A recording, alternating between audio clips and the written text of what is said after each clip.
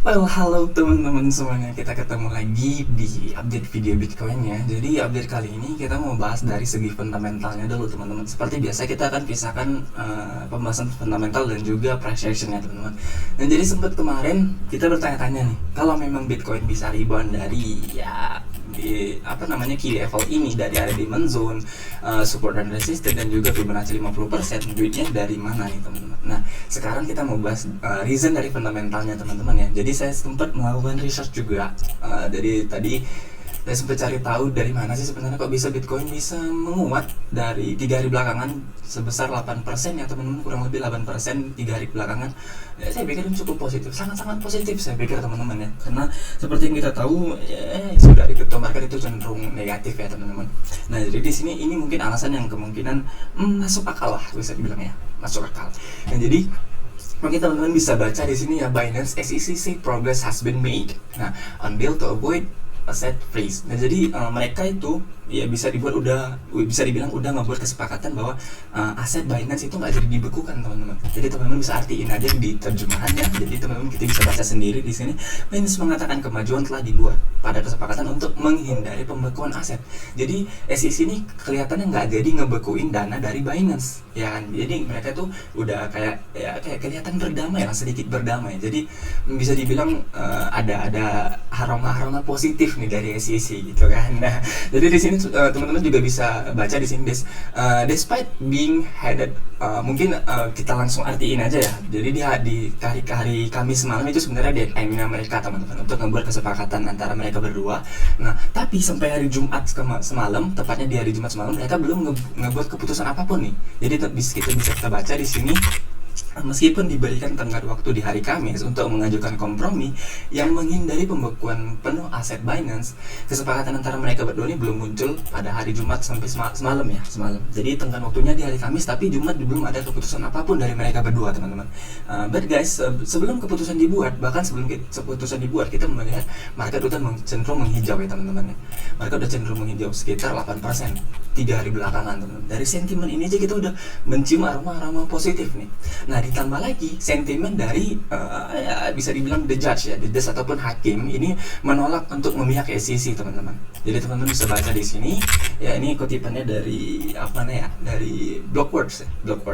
Nah, jadi di sini kita melihat hakim menolak untuk memihak SEC teman-teman dan memberikan perintah penahanan ya kan. Sementara awalnya ya diminta oleh badan pengawas. Jadi hakim udah mentah-mentah menolak permintaan SEC untuk memihak mereka. So guys, saya pikir ini adalah sentimen positif yang memberikan kembali kepercayaan oleh para pelaku pasar ya untuk balik ke crypto market teman-teman. Dan jadi saya pikir mereka udah nggak takut lagi dari ancaman SEC karena memang hakim udah jelas-jelas menolak permintaan mereka. Nah jadi teman-teman mungkin teman-teman bisa lihat di sini ya. Kemarin saya sempat update di sini. Nah, untuk korelasi di XY dan juga stocks market. Jadi level yang menurut saya cukup krusial di XY ini sempat ditembus ya teman-teman ya. Ditembus di sini di area demand zone dan juga confluence 61,8. Nah, terus di sini saya mengatakan bahwa dan seharusnya kondisi seperti ini kita udah bisa melihat pair yang kontra terhadap DXY itu berbanding terbalik, seperti kita lihat di sini Nasdaq menguat ya teman-teman ya. Nasdaq menguat cukup positif, sangat-sangat positif kita lihat di sini, dan juga S&P 500 juga kelihatan positif teman-teman. Tapi di sisi lain kita melihat kemarin Bitcoin belum bergerak kemana-mana teman-teman, belum make a move ya teman-teman ya. Well, jadi saya bilang di sini ya, apa yang terjadi saat ini kita masih belum bisa pastikan karena setelah DXY melemah kita belum melihat pergerakan yang begitu mencolok pada aset kripto.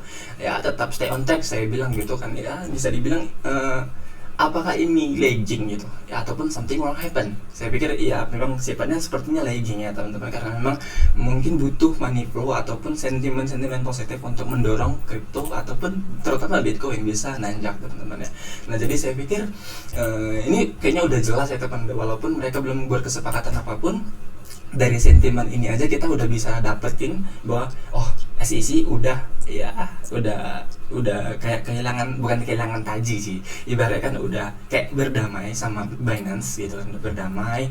Terus juga hakim udah nolak permintaan mereka ya. Saya pikir ini udah ngembalikin kepercayaan para pelaku pasar untuk masuk lagi ke Bitcoin ya. Jadi seperti yang teman-teman lihat di sini di XY ya, kita bahas sedikit untuk di XY di time frame 4. Di XY udah invalid ya, udah breakdown daripada demand zone ini, dan juga udah breakdown daripada ini apa nih, tunggu sorry ya teman-teman. Nah jadi dia udah breakdown dari level 61,8 di sini teman-teman. Nah jadi ini saya tarik dari swing low yang ada di sini ke swing high teman-teman ya, untuk mendapatkan level Fibonacci retracement 61,8 sekitar area sini ya teman-teman ya. Nah jadi untuk biasa kita udah melihat dia ada pelemahan momentum teman-teman, udah ya ada tekanan lah di sana. Nah terus di sini teman-teman juga bisa lihat ada Nasdaq yang cenderung sangat ya positif ya teman-teman ya, sangat-sangat positif ya, dia sangat-sangat kelihatan bull. Dan juga S&P 500 kita juga melihat dia menguat ya teman-teman untuk 3 hari kebelakangan, untuk 3 hari kebelakang teman-teman ya. Nah jadi saya pikir reasonnya cukup kuat ya dari sentimen Binance dan SEC ya, mungkin mereka udah balik lagi ke crypto aset ya teman-teman ya. So I think mungkin itu penjelasan yang bisa saya jelaskan ya, dari mana ya, dengan timbul pertanyaan dari mana sih duitnya ya, money flow dari mananya. Jadi dari para pelaku pasar juga teman-teman. Nah jadi mereka udah balik lagi crypto aset mungkin ya, udah balik lagi kepercayaan, dari bumbu-bumbu yang bisa dibilang mendukung lah untuk mereka balik lagi ke Bitcoin, aset Bitcoin. Jadi sementara kita melihat di sini untuk Bitcoin dominance di time frame weekly, Bitcoin dominance sangat-sangat positif teman-teman. Kemarin sempat kita bahas tentang Bitcoin dominance ya. Dari di sini Bitcoin dominance udah breakout daripada sideways yang terbentuk di sini ya, ranging di time frame weekly teman-teman, di time frame weekly. Dan dia berhasil close kemarin itu di sini ya, berhasil close candle di sana. Dan sekarang Bitcoin dominance masih ongoing ya, menguat lah ya. Oke, saya pikir mungkin penjelasannya cukup jelas ya teman-teman. Dan dari mana pertanyaannya, mungkin teman-teman udah bisa dari sini toh gitu kan. Jadi kita nggak ngelihat ada dukungan dari news event yang gimana, berita dari Fed ataupun apapun. Saya pikir dukungannya dari ya sentimennya inilah teman-teman ya. Oke, untuk price actionnya kita bahas terpisah ya teman-teman. I think that's it untuk pembahasan fundamental daripada Bitcoin hari ini ya. Mungkin teman-teman bisa dapat gambarannya ya. Oke, mungkin kita ketemu lagi di video price action Bitcoin teman-teman. See you.